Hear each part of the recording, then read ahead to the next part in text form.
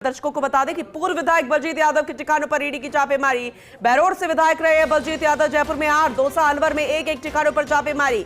Ajmer road पर ज्ञान विहार स्थित बलजीत यादव के आवास पर छापेमारी। बलजीत यादव की फर्म पर घटिया सामान की आपूर्ति का आरोप और इस संबंध में दर्ज शिकायत पर प्रवर्तन निदेशालय कार्रवाई कर रहा है। पीएमएलए कानून में हो रही ईडी की कार्रवाई डिटेल में और ज्यादा समझेंगे। विमल कोठारी एसोसिएट एडिटर लगातार हमारे साथ बने हुए हैं, मौके पर मौजूद है।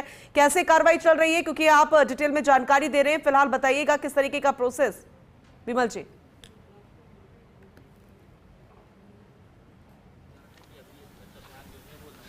देखिए पूनम जी, जो प्रोसेस है वो ईडी का जो एक सामान्य प्रोसेस है, उस प्रोसेस के अनुसार ये कार्रवाई चल रही है। और ईडी ने ये जो कार्रवाई की है, एसीबी ने जो एक एफआईआर दर्ज की थी बलजीत यादव और उसके सहयोगी के खिलाफ, उन लोगों के खिलाफ जो एफआईआर दर्ज हुई थी, उसी एफआईआर की कड़ी के अंदर ये कार्रवाई की गई है।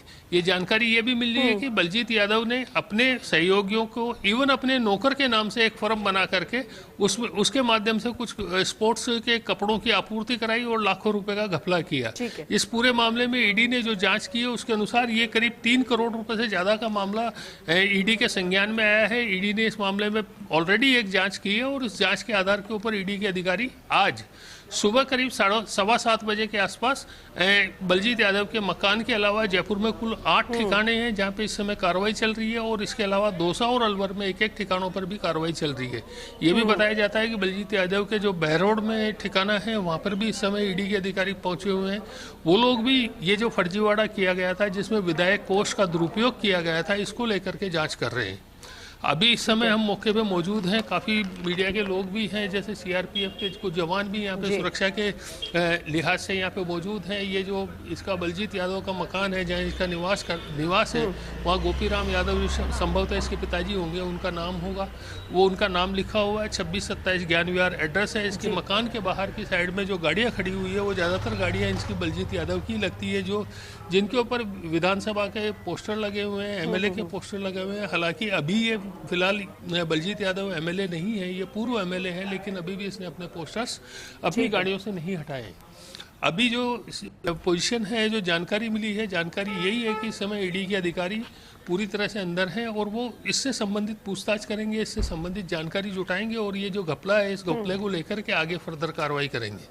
इस पूरे मामले में जो कार्रवाई हो रही है वो पीएमएलए कानून अर्थात prevention of money laundering act के अंदर कार्रवाई हो रही है। इस कार्रवाई के अंदर जो काला धन कमाया गया था, उस काले धन को लेकर के ईडी के अधिकारी जब्ती करेंगे। अब जब्ती उस काले धन की कहाँ कैसे कैसे होती है, इसके बारे में खुलासा फिलहाल नहीं किया जाएगा, लेकिन ये पूरी संभावना है कि ईडी के अधिकारी इस मामले में अब आगे ही कार्रवाई आगे और बढ़ेंगे। जी ठीक है विमल जी, क्योंकि वैसे तो आपने पूरी प्रक्रिया को बताया और डिटेल में जानकारी भी दी, नेम प्लेट तक भी आपने दिखाई यहाँ पर, लेकिन जरा बताइएगा कि अभी इस निवास पर, इस ठिकाने पर अंदर कौन कौन मौजूद है, और अगर राजनीतिक तौर पर अगर बलजीत यादव को हम समझने की कोशिश करें, क्योंकि कई मुद्दों को लेकर, जिसमें भ्रष्टाचार का भी मुद्दा था, जब चुनावों से पहले की हम बात करें, प्रत्याशी भी हो रहे, हार गए इस बार चुनावों में, लेकिन उनको ऐसे ही मुद्दों के लिए जाना जाता है। कभी वो सेंट्रल पार्क के चक्कर लगाते हैं और अब उसी मुद्दों के आधार पर, क्योंकि बेहद महत्वपूर्ण ये मुद्दा है जिन पर ईडी की रेड भी पड़ी है उनके ठिकानों पर, तो ऐसे में खुद वो घिर गए हैं, तो इसको हम कैसे देखें?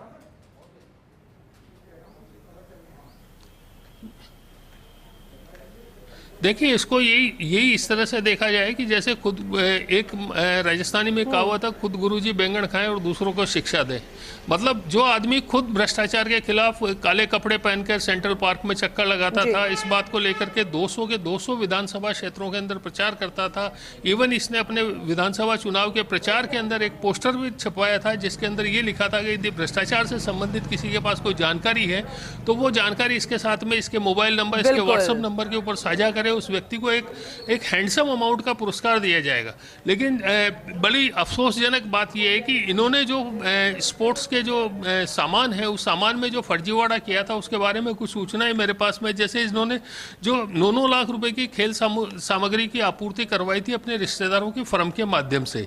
आपको जानकर ये बड़ी हैरत होगी कि जो क्रिकेट बैट था वो 15,600 रुपए के अंदर खरीदा, हेलमेट 4,000 रुपए में खरीदा गया, बॉल 480 रुपए में खरीदी गई, बैटिंग पैड पैड है जिसकी कीमत 3100 रुपए की खरीद बताई गई, स्टाम्प 1100 रुपए में खरीदे गए, ग्लव्स 1300 रुपए में खरीदे गए।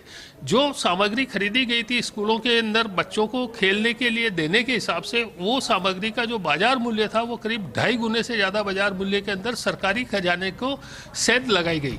और खास बात ये भी है कि जिन फर्मों ने ये सारी स्पोर्ट्स सामग्री खरीदी, उन सारी फर्मों का जो रजिस्ट्रेशन जो कि ईडी की जांच में पता लगा है वो ये है कि जब इनको फाइनेंशियल सैंक्शन हो जाती थी उसके बाद में फर्म बनी थी।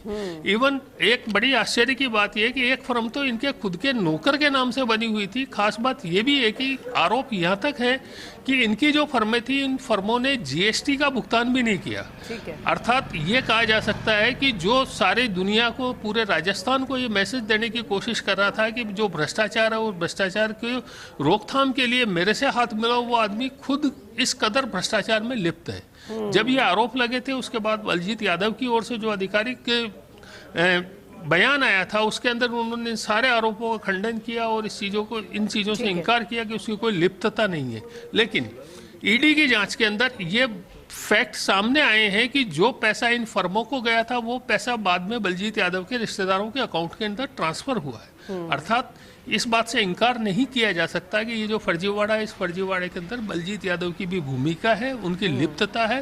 हालांकि लिप्तता कितनी होती है ये सब जो है वो एसीबी की और ईडी की जांच के अंदर ही खुलासा होगा।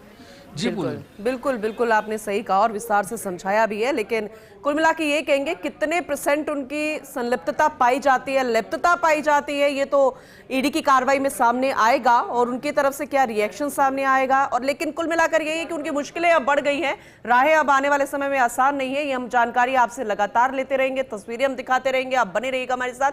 फिलहाल बहुत शुक्रिया विस्तार से इसे समझाने के लिए, जानकारी देने के लिए विमल जी आपका। तो उस ठिकाने की तस्वीर आपको दिखा रहे हैं हमारे एसोसिएट एडिटर विमल कोठारी। लगातार हमें हर एक अपडेट दे रहे हैं, जानकारी दे रहे हैं, उनके जरिए हम आपको वो तस्वीर भी दिखा रहे हैं और डिटेल में समझाने की कोशिश कर रहे हैं कि किस तरह से कार्रवाई की जा रही है। बहरोड से विधायक रहे हैं बलजीत यादव और ये आपको बोर्ड देखिए, ये बोर्ड और कई ठिकानों पर कार्रवाई। और ऐसे में जैसे कि जो जानकारी मिल रही है, कई ठिकाने हैं उनके, बहरोड की हम बात कर रहे हैं, जयपुर में भी 8 ठिकाने हैं, उनके नौकर के नाम पर तक फर्म बनी गई थी और कैसे घटिया सामान के आपूर्तिकारों है, ये बेहद महत्वपूर्ण। और इस संबंध में जो शिकायत दर्ज है उस पर प्रवर्तन निदेशालय अब कार्रवाई कर रहा है और उसी की तस्वीरें हम आपको दिखा रहे हैं।